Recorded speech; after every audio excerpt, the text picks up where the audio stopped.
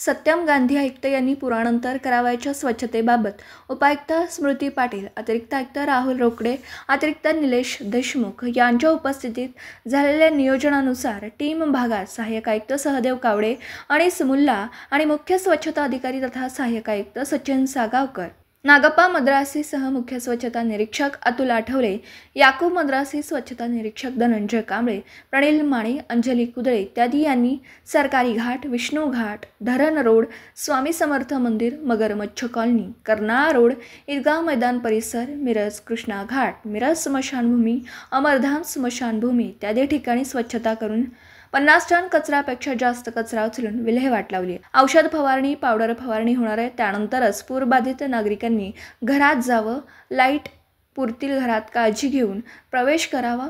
त्याबाबत प्रशासन देत असलेल्या सूचनेचं पालन करून आपले आणि आपल्या कुटुंबातील लोकांची काळजी घ्यावी असं आवाहन करण्यात आलं।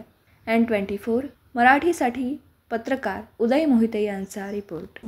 दिवसभरातील घडामोडींचा आढावा घेण्यासाठी पाहत रहा N24 मराठी न्यूज चॅनल।